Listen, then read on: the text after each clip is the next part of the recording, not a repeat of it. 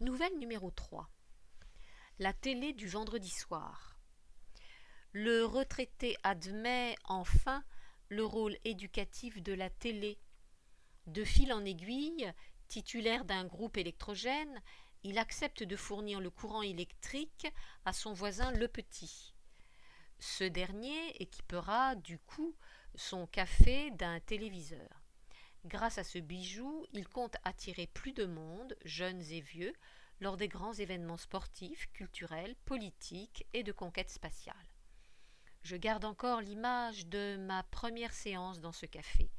Mon camarade, Sid, fils de Le Petit, m'accueillit dans leur cinéma avec un tapis rouge, si l'on veut. Un téléfilm était attendu par tous les adolescents et les adolescentes du pays, et par les vieux célibataires. L'entrée valait 50 centimes. Je n'avais rien payé puisque Sid m'invitait. Le générique de début était projeté, tout le monde retenait son souffle. Grand, maigrichon, j'allais sur mes 12 printemps. Dès le début, mon imagination s'aiguisa. Avant même que la belle Sherifa, l'héroïne, ne crevât l'écran, je l'admirais à la folie. Admiration due à ma lecture de la revue du cinéma. Celle-ci avait encensé les actrices une semaine auparavant. Le film commençait. Vlan, un beau garçon crevait l'écran. Barbe en pointe, la main belle, silhouette svelte, l'œil alerte, velouté, la moustache fine comme roussie au feu, et j'étais jaloux. Ne serait-il pas le fiancé de l'héroïne Sherifa? Le voilà devant un portail. Il attendait qu'on lui ouvrît. Vêtu d'une chemise blanche, cravate papillon, un panama à ruban rayé, il tenait un bouquet de roses. Une petite fille, admirable, cils noirs de jais, cheveux frisés, un lait de tulle sur l'épaule droite pour laisser nue, exprès, l'épaule gauche, vint lui ouvrir. J'étais jaloux. Les spectateurs retinrent leur souffle. Des voix, au fond du café, incitaient le galant garçon à passer aux choses romantiques. Embrasse ta Jolie, ne sois pas timide, ne perds pas de temps dans un discours inutile. Vite, une chaleur piqua mes oreilles, puis mes tempes et mes pommettes. Je me levai et quittai le cinéma de Sid. Une rumeur moqua vite ma fuite. La jeunesse, toujours timide devant les scènes romantiques, ça débute par des fleurs et ça finit par des baisers volés ou consentis. La voix rauque du vieux Le Petit, l'expert en choses de la vie, exprima sa franchise montagnarde. La jeunesse ne patiente pas. Ce malin est sorti pour rêver, les yeux ouverts, sous un olivier.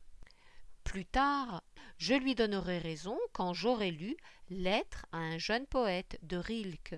Ce romantique allemand avait écrit, si l'on veut, la pensée du papa de Sid. Lisons ensemble. Or, c'est là que se trompent si souvent et si lourdement les jeunes gens, qui, essentiellement, n'ont pas de patience. Ils se jettent les uns aux autres quand l'amour vient sur eux. Ils se répandent tels qu'ils sont, avec tout leur déséquilibre, leur désordre, leur confusion. Après cette première incursion dans le monde des adultes, mes parents, au courant de cette séance de cinéma public, avaient acheté un téléviseur. Ils voulaient choisir les programmes que mes frères, mes sœurs et moi devions regarder. L'un des premiers mois de l'arrivée du petit écran, la famille se réunissait, petits et grands, devant la télé.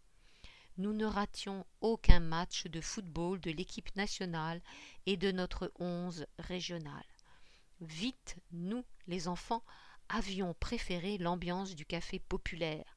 Là-bas, ça criait, ça critiquait, ça applaudissait, c'était payant, mais Sid refusait tout centime, au grand regret de son père. Le petit, haut comme 3 pommes, le père de Sid.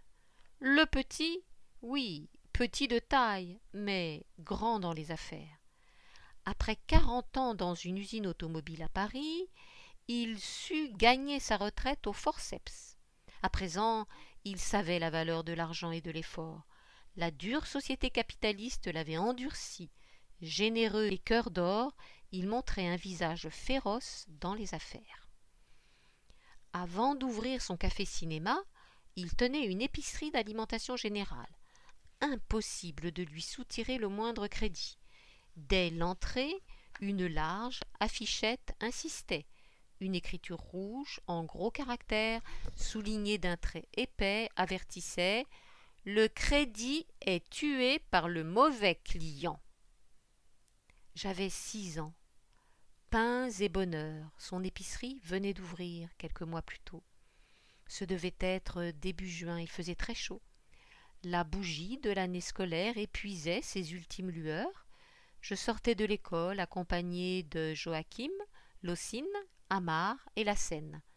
Joachim et Locine, nos aînés, avaient 10 ans pour le premier, 11 pour le second. Amar, Lassène et moi avions le même âge. En passant devant l'épicerie, Joachim nous dit « Je vous offrirai des gaufrettes. Je dispose de 5 gros centimes. Une gaufrette par centime. » Aussitôt il entrait dans l'épicerie. Le retraité, allongé sur une peau de mouton, somnolait. Vite, il fut arraché à sa paisible sieste. Il se levait et servit le client. 5 gaufrettes. Il s'allongea à nouveau sur son lit de camp, la peau de mouton.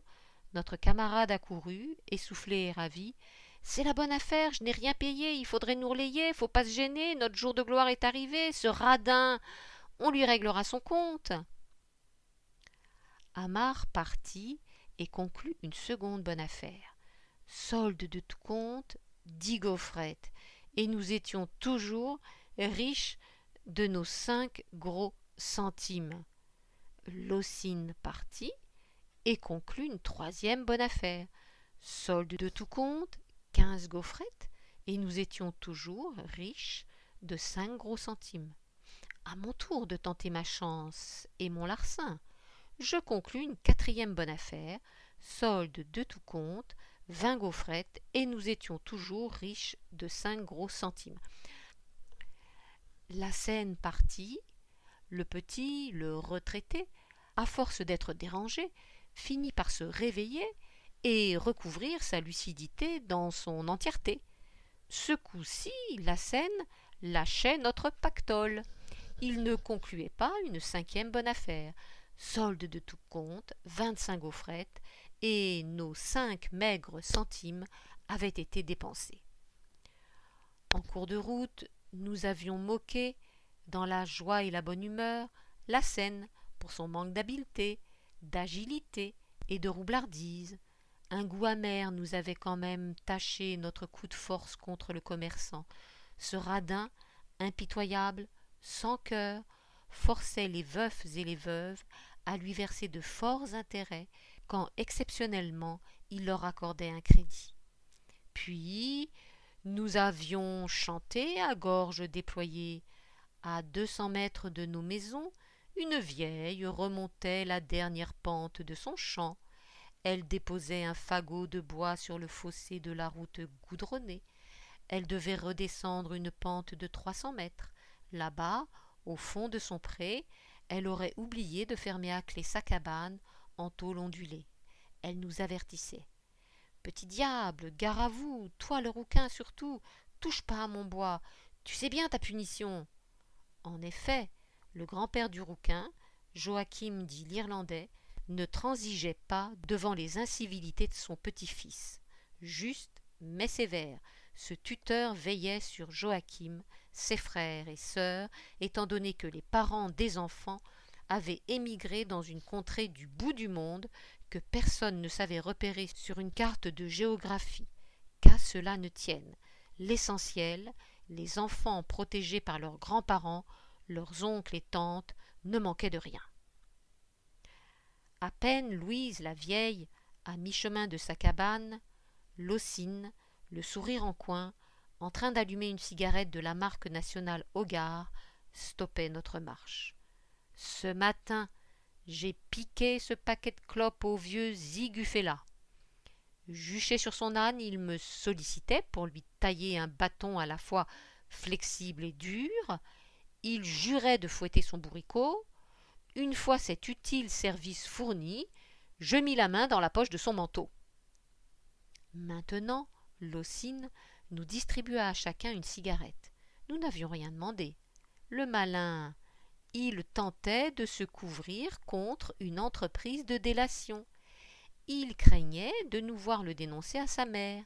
Cette femme de fer, crainte de toutes et de tous, de son mari en premier, l'enverrait en enfer. Le manège du voleur de clopes, simple comme bonjour, consistait dans ce discours.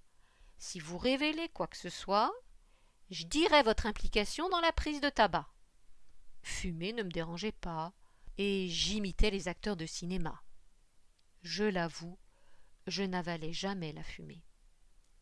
La vieille avait disparu de notre vue, dissimulée derrière ses figuiers, abricotiers, cerisiers, frênes, chênes, frênes, et la bosse hirsute, une sorte de petite colline formée au milieu de son pré. Rieur, Joachim dit « Si nous rendions l'ascenseur à madame Louise ?» Je ne pigeais rien à ce marché. Amarre, le regard sournois, bon bel torse. Pour jeter le fagot de bois vers la cabane d'en bas de la battante vieille, Louise, ce serait abominable et criminel. La scène, ce serait méchant. Locine bavant. Tu es gonflé. En plus de nous faire perdre 5 centimes, tu joues le sage, respectueux de nos aînés. Eh bien, ce sera à toi de balancer ce fagot. Oust !» Et la bêtise fut. Nous avions immédiatement continué notre chemin, ravis de notre insouciance et des grandes vacances estivales longues de 3 mois. Elles nous faisaient un clin d'œil merveilleux. À l'entrée du village, nos sœurs, à les entendre, auraient tout vu, mais elles ne vendraient pas la mèche à nos parents. Nos sœurs, Malika, Nacera, Karima, Florence, Léa, Farida, Miassa, Zina, Linda, Faïza, Lise, Asia, Laure, Siem, Javida, Sila, Tassa, Nifa, Asiba, Marie-Laure, Fatiba, Tassadit, Aldja, Vardia et Chou. Cet été-là, la Coupe du monde de football se jouerait en terre argentine. Riche de sa pléiade de joueurs talentueux, la gentille Hollande remporterait-elle le trophée ? Impatients et chauvins, mes camarades et moi, nous nous installerions dès 16 heures devant la télé du retraité. Nous suivrions toutes les rencontres de ces joutes. Durant ces festivités mondiales, la chaîne nationale ne diffusait plus le film du vendredi soir. Elle l'avait remplacé par un documentaire de géographie. Ça présentait les 16 pays attendus sur les pelouses argentines. Comme nos Verts, notre équipe, n'avait pas gagné le sésame d'entrée parmi l'élite, nos jeunes voix encourageraient les Bleus et les coéquipiers de Johan Cruyff. Sans aucun doute, l'équipe de Johan méritait le trophée, lequel lui avait échappé de si près 4 ans plus tôt, en 1974.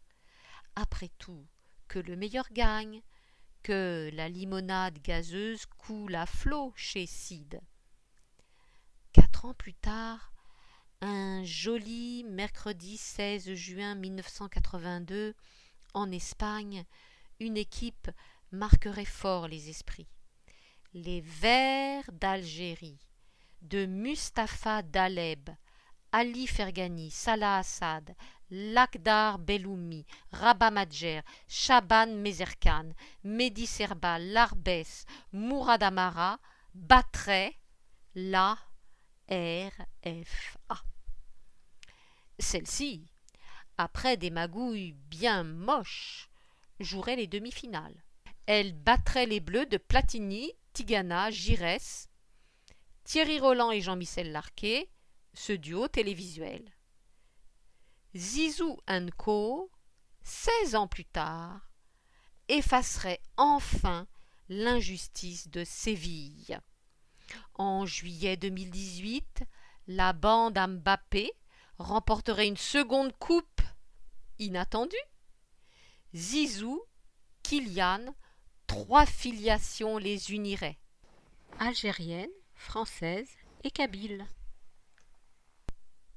Nouvelle numéro 5. La grand-mère veille.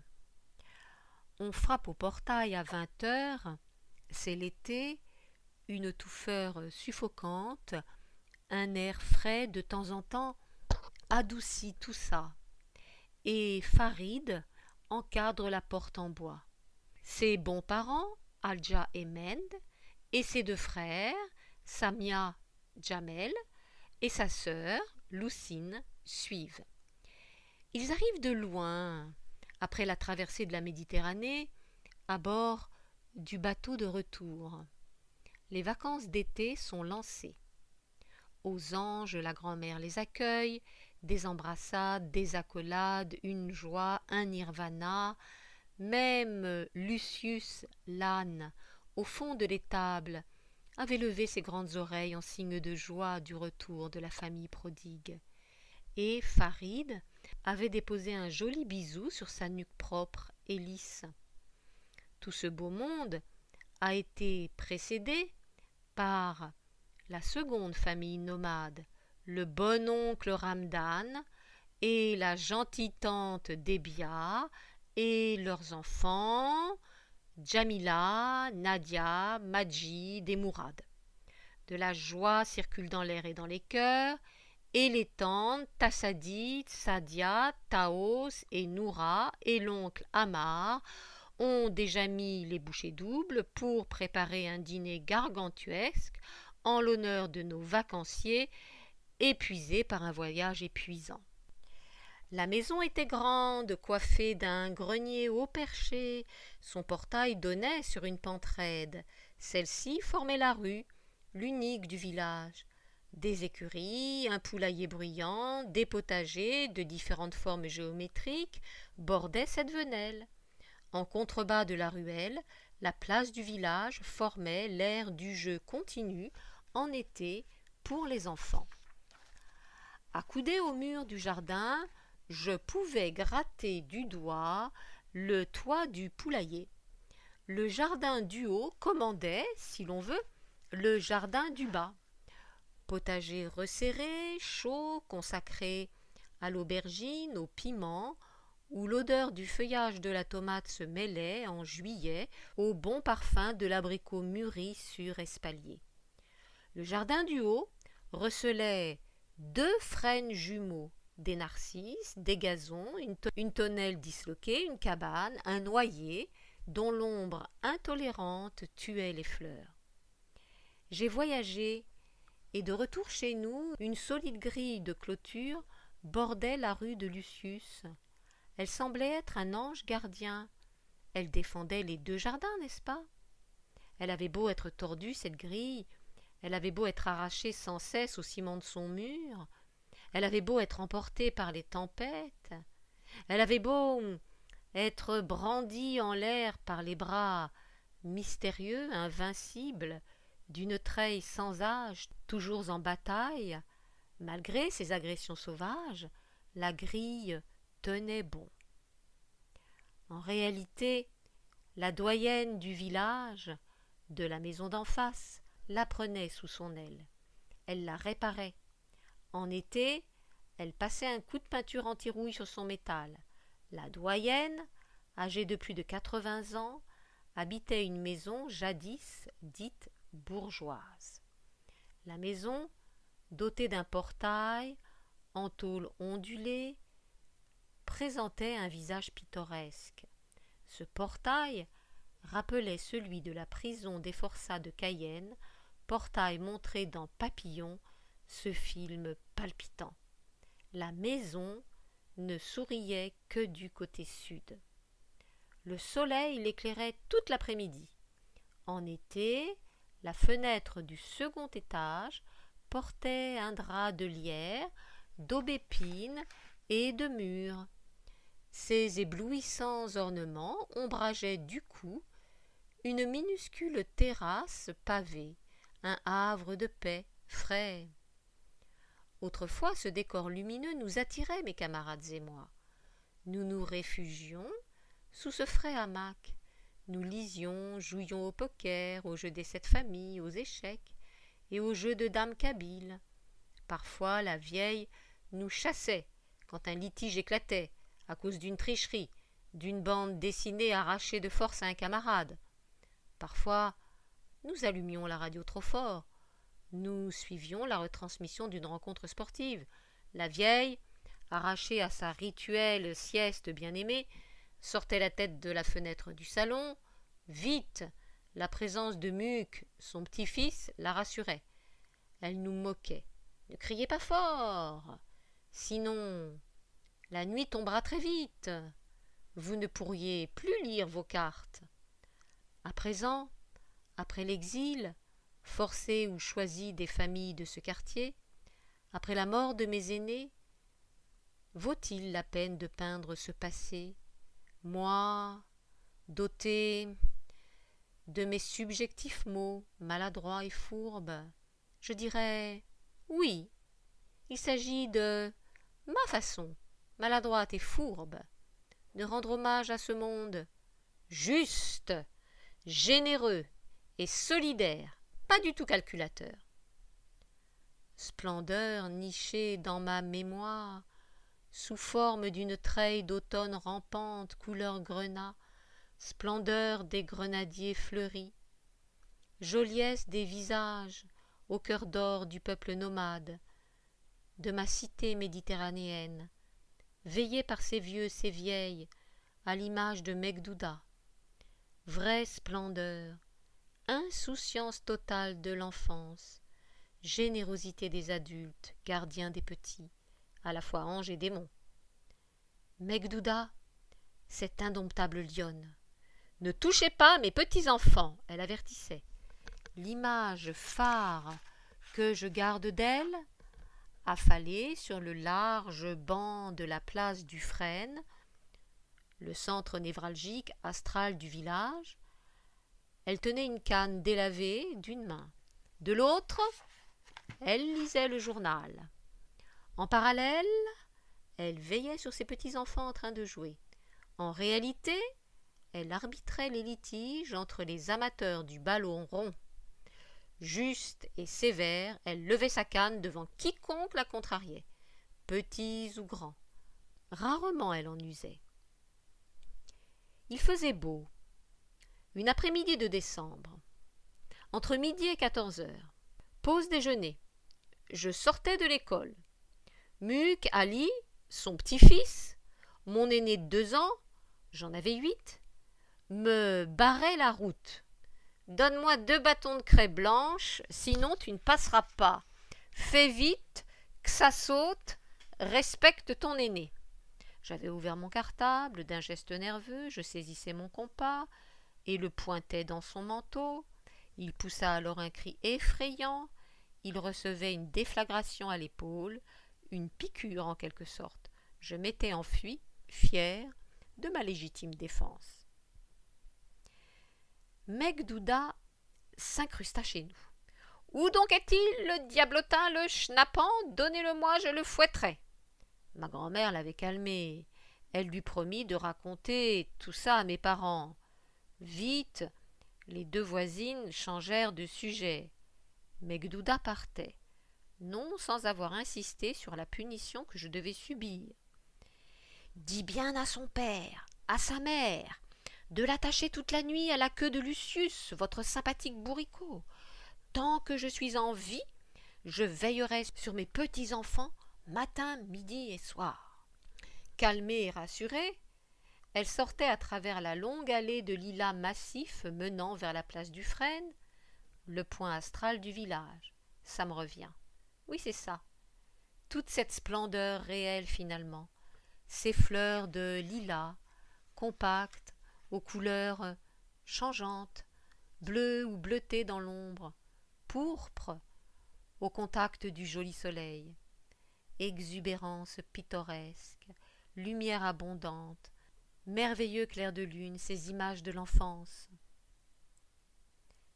Maisons et jardins emplis d'une magie quotidienne, lumière secrète, harmonie entre les arbres, les villageois, les villageoises et les oiseaux. Murmure de voix familières, celles de mes cousins, cousines, voisins, voisines, camarades de récréation. Ces voix du jeu continu, perpétuel, parties pour les 4 saisons. Un monde protégé par les adultes pour le plaisir des enfants. Un monde indifférent à la mort, pourtant suspendu quelque part. La mort, la vie, tout ça passait inaperçu, sans importance à nos yeux, sous les petites têtes blondes, noires, rousses. Sur ce petit monde veillaient Megdouda, mes tantes, mes oncles, mes parents. Un monde dont j'ai cessé d'être digne, n'est-ce pas? Ce monde, à la fois rustre et fruste, parfois brutal, dans les strictes fessées infligées aux petits, plaçait les enfants au centre de toutes les gâteries. Dans ce monde très simple, l'enfant était roi pour les garçons, reine pour les filles. La vieillesse veillait sur la jeunesse et vice-versa. Un soir doux d'été, la vieille lionne, indomptable, alerta tout le quartier. « Débia, mon ange a disparu, ma pauvre petite fille, adorable !» On fouilla partout, débattu autour du village. Où pouvait-elle se cacher, se nicher, la petite diablesse? Voilà Malika et Nacera, elles couraient, essoufflées, très heureuses, les pommettes bien roses, c'est ça, oui. Elles articulaient difficilement. Vivantes! À l'aide d'un porte-voix, on cria pour faire cesser les battues. Megdouda suivit Malika et Nacera. Voici un livre, couverture multicolore, une girafe, un éléphant, en première de couverture. La vieille soulagée jubilait. Cette bande dessinée appartient à ma Débia. Ouvert sur l'herbe, le livre s'appuyait sur une corde à sauter. L'enfant, la tête en train d'émerger du bac à sable, riait aux éclats. Dans ce jardin bordé de cailloux, elle aurait interprété une scène lue dans sa bande dessinée. « Madame Megdouda, pourquoi cette farce? Tu aurais pu bêtement étouffer, perdre la respiration. Espèce de petite fouine, viens prendre une douche. T'inquiète, je veillerai sur toi nuit et jour, tant que tes parents sillonneront le monde, afin de gagner la baguette de pain, assurer ton éducation, jusqu'à la venue du prince charmant. »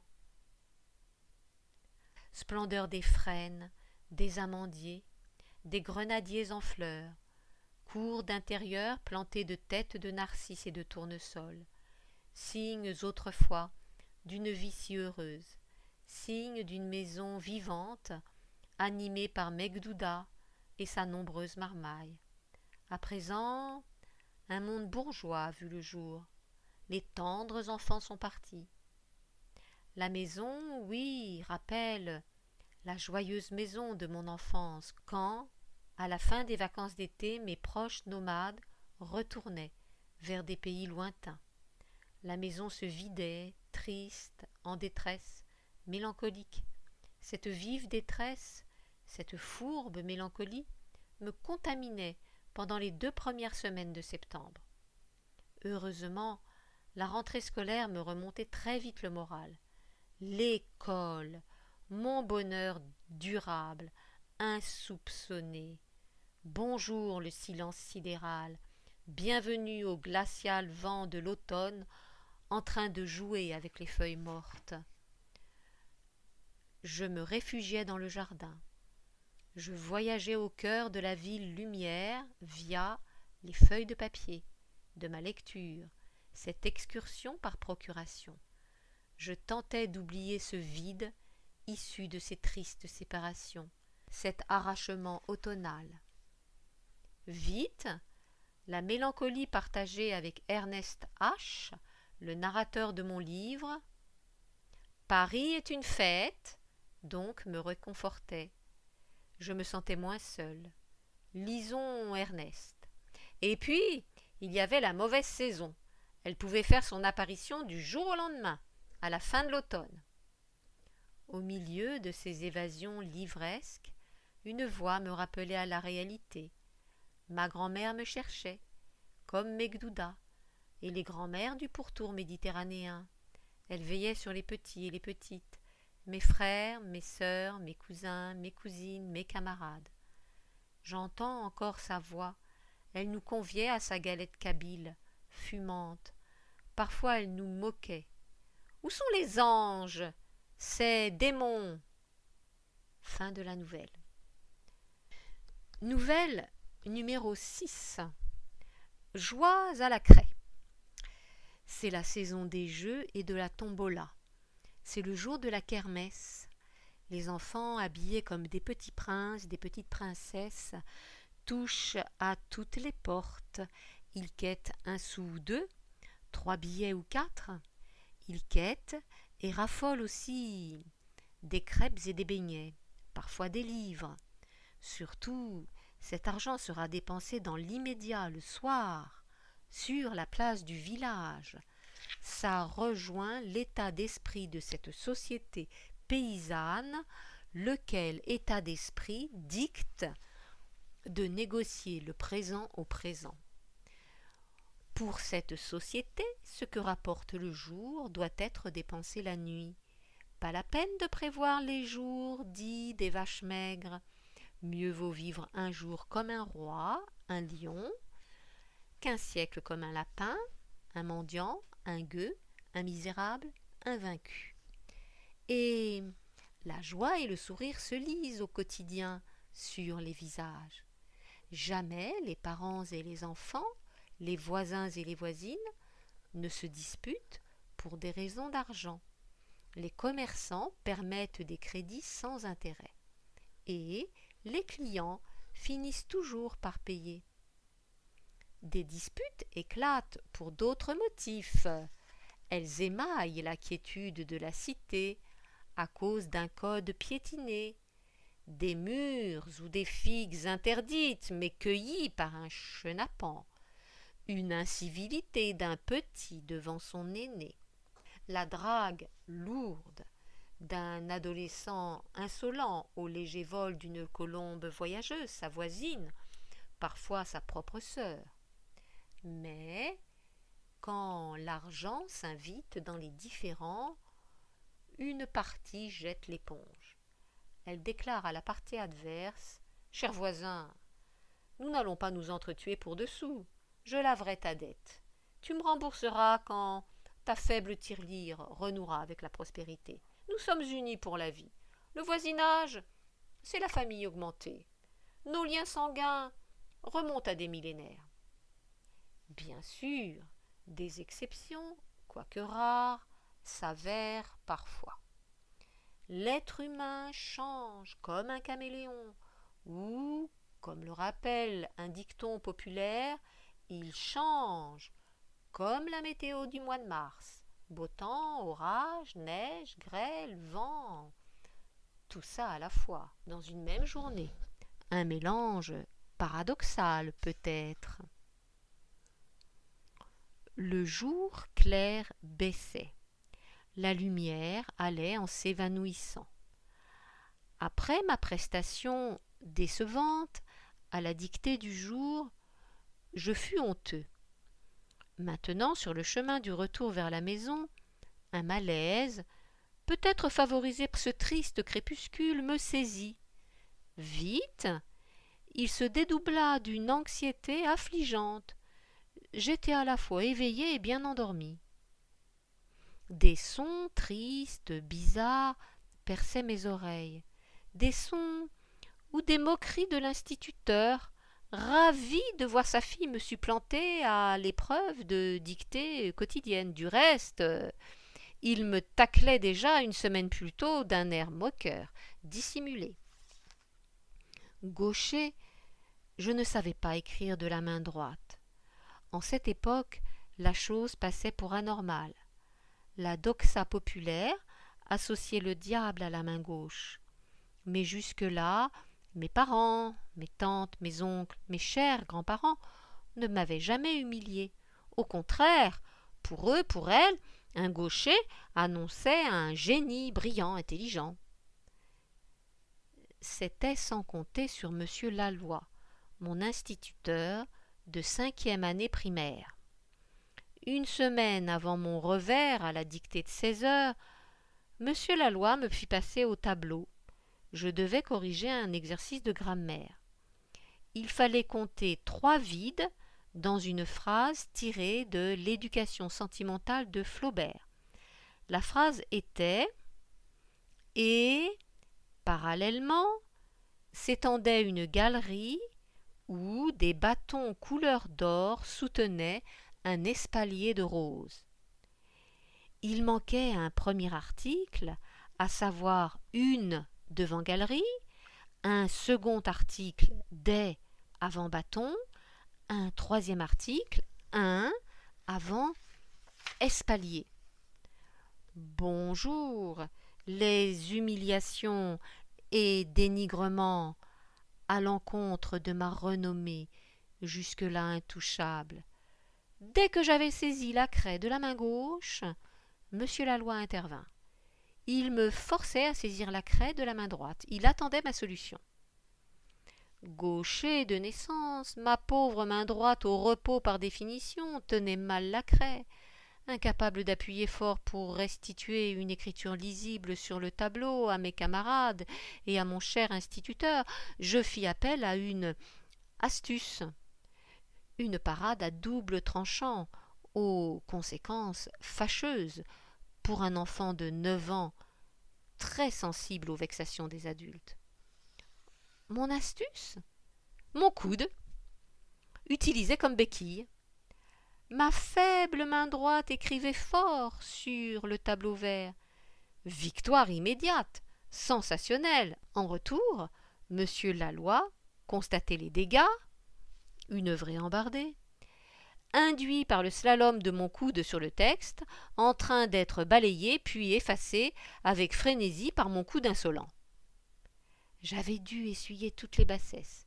Toi, le bon élève, mon œil, Staphamus, Baillat, Ouamed, Lelose, Smal-Legrand, mon fils, cette lumière céleste sont meilleurs que toi. Tu es un élève tout bidon, tout banal, très loin d'être excellent et brillant. Surtout, évite de te lamenter auprès de ta grand-mère ou de ton grand-père. Il le savait. Mes grands-parents veillaient. Ils refusaient toute punition contre leur petit-fils, moi. Plusieurs fois, ma grand-mère avait crié fort. Elle exigea que la stagiaire du calcul mental me laissât en paix. Une fois, elle menaçait de tirer les oreilles du directeur. À cette époque, les parents et l'école se parlaient. Ils se chamaillaient, sans voir nul parti prendre le dessus sur l'autre. Un équilibre parfait se nouait, bien consensuel, réciproque, constructif. Autant mes grands-parents me protégeaient, autant ils me grondaient quand je récoltais une mauvaise note. Ils savaient aussi donner raison au directeur quand c'était nécessaire. Par exemple, lorsque, au cours de la récréation, je me disputais avec un camarade. Monsieur Laloy m'avait sévèrement grondé, car il m'aimait bien. Ne dit-on pas qui aime bien châtie bien ? Je ne fus nullement fâché contre lui. D'ailleurs, je lui avais proposé une poésie le lendemain. Par cette création, je demandai le pardon à la suite de la conduite insolente de mon coude de la veille. Il en fut ravi. Aussitôt, il lut ma poésie devant la classe. Il l'avait lue, ému, non sans avoir rappelé que j'étais le meilleur, malgré mes dérapages sporadiques. Voici ma poésie. Un poème qui va dans tous les sens, c'est vrai. Surtout, je voulais mettre en valeur un thème cher à monsieur Laloy, la calligraphie. Louer sa belle écriture, svelte et lisible par tout le monde. Note de la lectrice, lorsqu'on lit le poème, la forme sur le papier est très originale, comme un vase. Vers court au début, plus long au milieu et de nouveau court à la fin. Reprise du texte. Louer sa belle écriture, svelte et lisible, par tout le monde.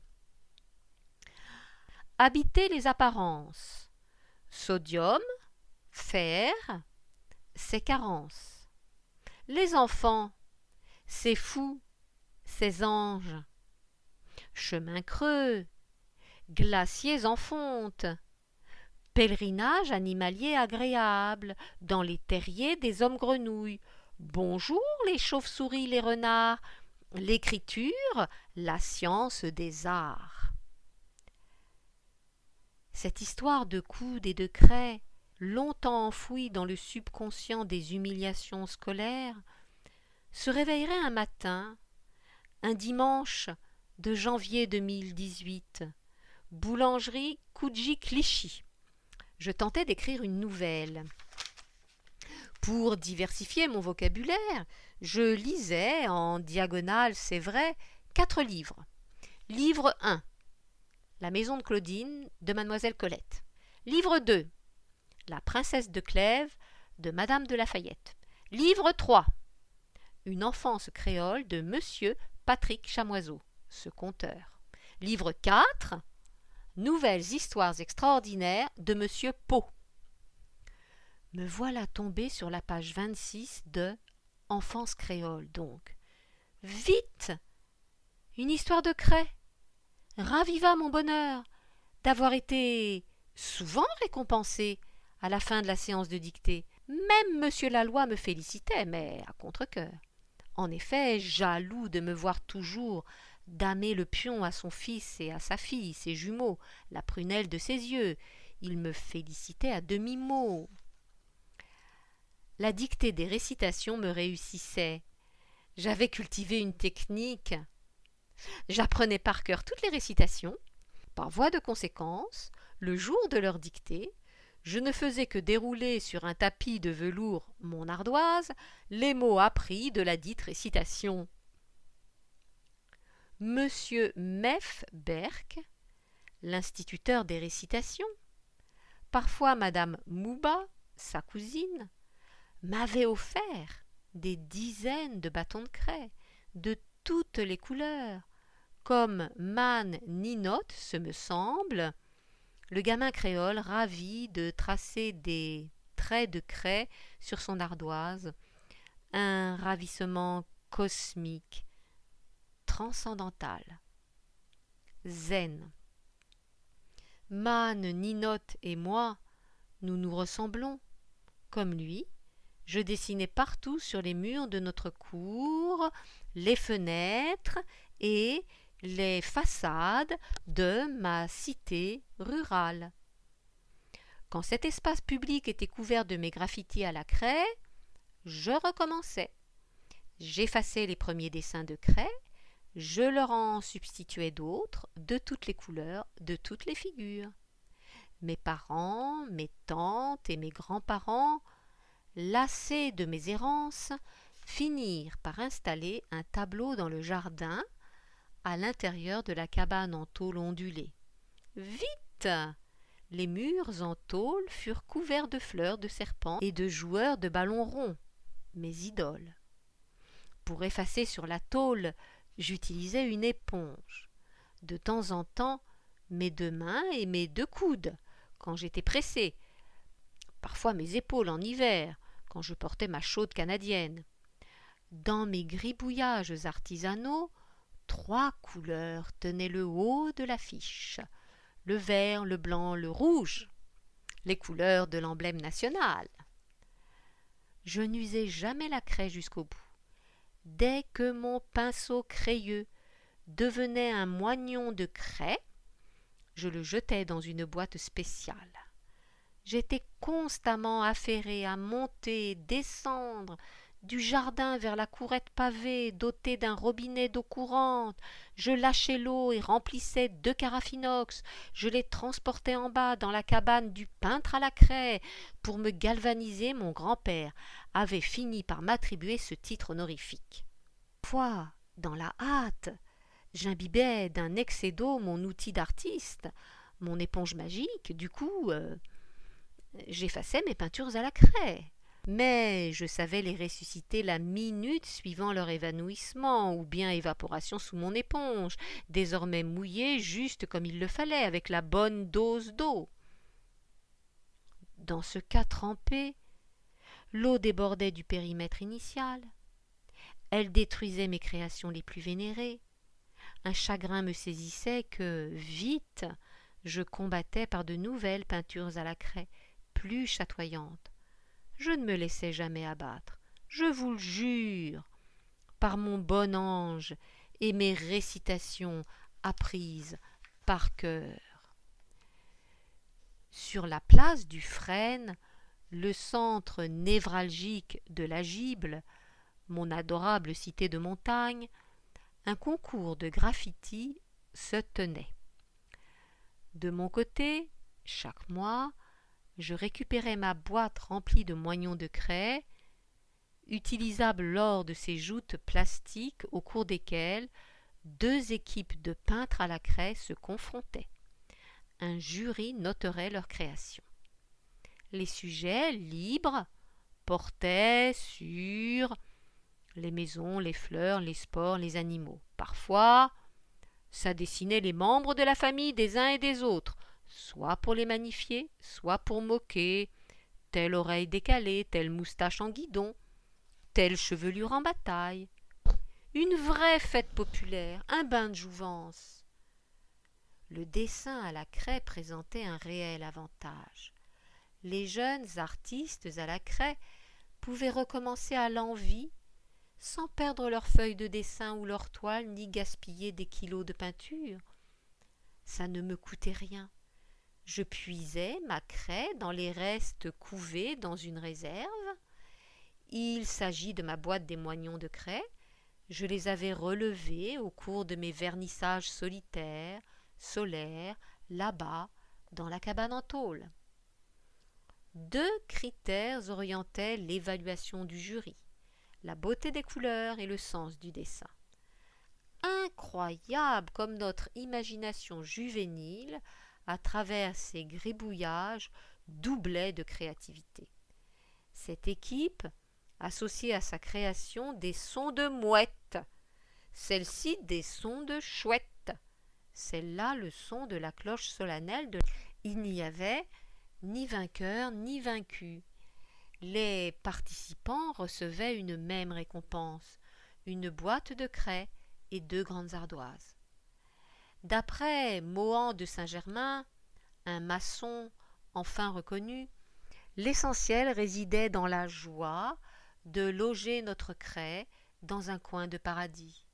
Pour lui, l'essentiel logeait donc dans le bonheur à décorer les courettes en terre battue, enjoliver les cloisons lisses et rouillées des cabanes en tôle ondulée. Mes grands-parents n'étaient pas de cet avis. Pour eux, je les citerai de mémoire, la compétition encourage la créativité, l'excellence. Le jury encourage l'inertie et la paresse. Il est vrai, le président du jury F. Hélène, membre du parti unique, défendait becs et ongles l'économie dite socialiste subventionnée. Après tout, la tendre enfance exprimait son pur talent dilettante. Elle n'exigeait nulle médaille, peut-être une fleur à sa boutonnière, ou de la limonade aux oranges pressées de Blida ou Bouffarique. Fin de la dernière nouvelle, fin du recueil.